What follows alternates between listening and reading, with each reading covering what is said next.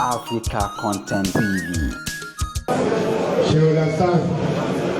Mo fẹ́ kẹ́ ẹ máa jí mi sílẹ̀ ẹ gbọ́ mi dáadáa. Tó o bá dẹ̀ máa tí ẹ̀ mo gbọ́ mi dáadáa. Ọ̀yọ́ ò ní. Ṣé o understand?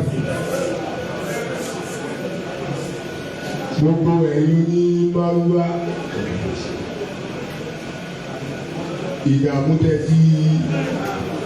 Ìdààmú tẹ́tí rí sẹ́yìn túbọ̀ ìdààmú kankan lásìkò rẹ̀.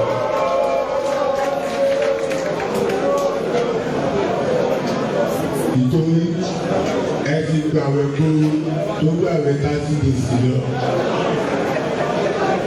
Ẹ lè ti tíátà ẹ̀ṣà gbogbo àwọn iná ìjọlẹ̀. Àwọn lásìkò yìí ẹni láti máa jẹ fresh tomato.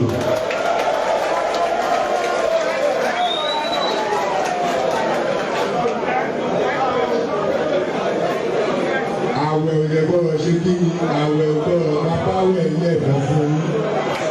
Àwẹ̀ yín láti ṣe kí ni ó láti stọ̀ pátápátá. Àwọn tí lọ́lẹ̀ ń jẹ owó yẹn tí ló bá bí wọn ìlú abímọ kú òun jù ìlú òun jù.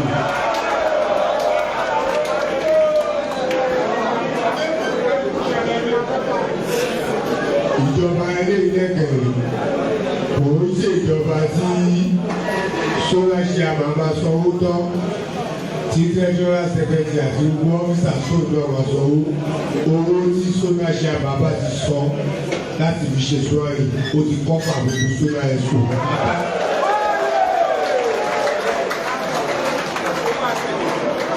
Ẹni tó bá fẹ́ jẹ treasurer ọ̀fẹ́ ló máa jẹ́.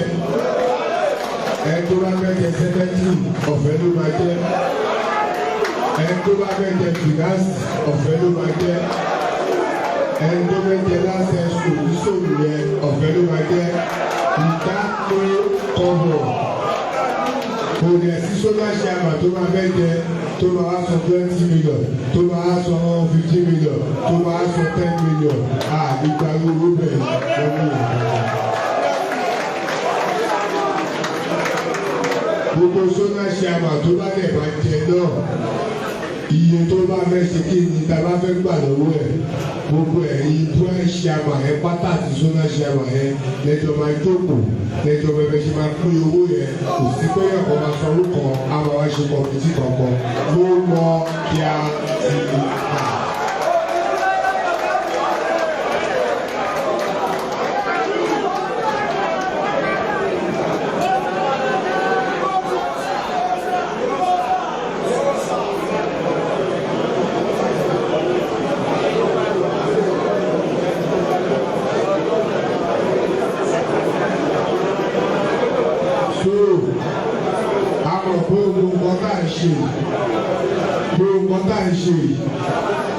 Ó ṣe ní ni ó bí ọ̀rọ̀ kan ní bí president Aṣíwájú Bọ́lá Ahmed Tinubu bàbá tẹ̀lé ẹ̀rọ gbogbo tó ní yà ó ṣe yọ sọ́sídì àti bọ́ ṣe ń ṣe kí ni bọ́ ṣe bírèkì gbogbo dọ́là bírèkì gbogbo epo àwọn ọ̀pọ̀ kan báyìí ìpìlọ̀ ṣẹ́ gbogbo ìdára náà ṣe ń sìn àwọn ọkọ lè kò lọ́ṣẹ́ àbẹ́lẹ́rù wọn máa padà gbẹ́rù wọn nínú. Torí pé kí ni a lè ní 60,000 member káwa 2,000 máa gbádùn kẹ́yìn 58,000 ẹ̀ máa sọ́fà gbogbo lórí tó bá ti ṣe orúkọ ẹ̀ ló kò pa.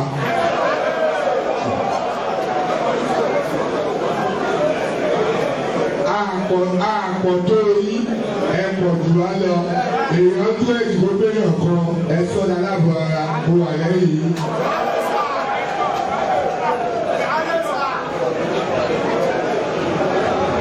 Òun ni president Aṣíwájú Bọ́lá Ahmed Tinubu sọ pé gbogbo àwọn tọ́wọ́ jẹ́ top man ní Nàìjíríà yìí gbogbo anybody lọ́lọ́run ti tẹ́ ọkọ̀ gbogbo anybody dẹ̀ ti ṣe kí ni. Ẹ jẹ́ ká ní sympathy ká lè jẹ́ kí wẹ́fìá aráàlú gbé wá lógún. gbogbo àwọn adájẹ́ leadership ní iṣẹ́ ìlú ọ̀fẹ́dà branch chairman or zonal chairman or state exco gbogbo wa náà láti ṣe kí ni ọlọ́run ti ṣèwọ̀nba fún àfẹ́ tí ò bá uk láìsí ẹ̀ dáadáa òun ni ó ọlọ́run ni ó àsìkò yìí báyìí wọ́n fi àyè ọmọ ẹgbẹ́ yìí ló yẹ kó ṣe kí ni ló yẹ kó jẹ́ important thing fún wa. Ẹni tí yóò bá wá lù sí ẹni tí yóò bá dẹ̀ lù sí òun yẹn olóòrì olúwororo ojábọ́gbò fọ̀ ẹ̀yìn sáyé tó fún ẹlẹ̀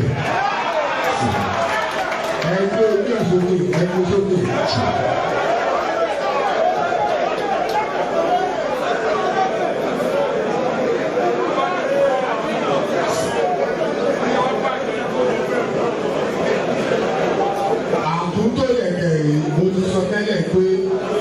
Àtúntò pọ̀ ní ìṣiṣẹ́ máa arúgbọ́dé ti pọ̀ dúpẹ́ ọwọ́ agbára ẹ̀ ti ṣe bí ó ti pọ̀ dúpẹ́ Yorùbá ìdáhùn ṣégbò Yorùbá ìdẹ́kọ̀ ṣégbò lẹ́jọ́ bá ṣe rí èmi ṣe máa dá èmi ò nítorí pé káyé ìṣẹ̀ dá kí wá bọ̀ òtèmi tó láyé ẹ̀ bá bàbàjẹ́ kó bàjẹ́ báwo ni tòbí ṣe àti ṣe bí ó ti gbà. Arúgbọ́dé ti pọ̀ dúpẹ́ gbogbo nǹkan tọ́lẹ̀tò ìtòkùtò ní kò sẹ́ni tó máa mọ́kọ́ fún tí ò ní kú sábẹ́ àbáwàlá rẹ̀ ní ọkọ́ tó ju ti wọn lọ àfa gbogbo ẹ̀ jáde lábẹ́ wọn. Obì aláṣekiri obì fúnfúnlò gbogbo ẹ̀tọ́ yí ìdàgbà gbogbo ìbàdàn kò lè lọ́wọ́ pátá.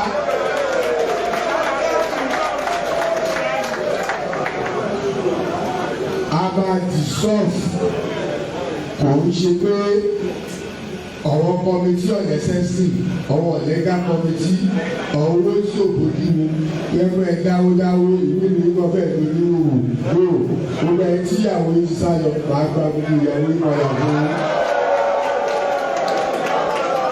ìwé obìnrin náà tọ́pọ̀ ẹ̀ ti wò pé olùṣèlédé báwo ni wàá yanjú ìwà tọ́pọ̀ ẹ̀ náà.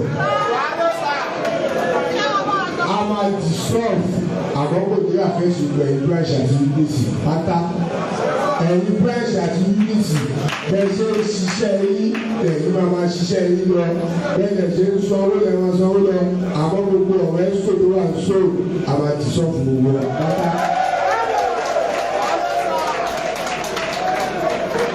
A lè máa ń yọ àwọn tó yẹ pé síbẹ̀ mẹ́wàá yẹn máa kọ́kọ́ ṣe kí ni á padà sí márùn tẹwà tẹ́lẹ̀. Ìwọ tọ́lọ múláfọ̀ lórí rẹ̀ tó yẹ sí la ìwọ tọ́lọ múláfọ̀ lórí rẹ̀ tó yẹ sí la àwọn onímọ̀ tẹ́lẹ̀ tètè máa ṣe kí ni.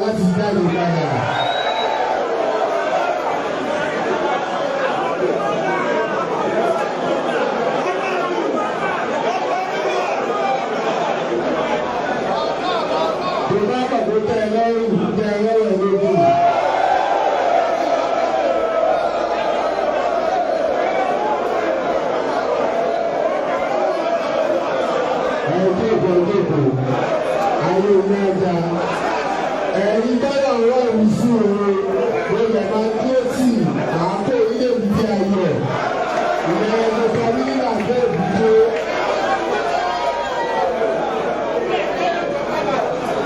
Iye kọjá lókòókò.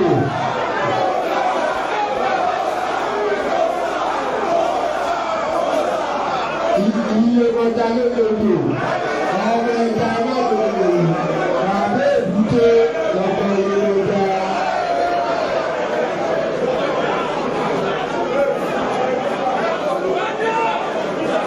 Bóyá ti sọ ìwé tó bá wà lọ́jà sóòlù kan tó ìbá mẹ́kí sọ́nà ṣe àmà kókó ìbùkún rẹ̀ ló ti sọ pé ọ máa padà sí márùn-ún bó ṣe wà nígbà táwa yíyàn.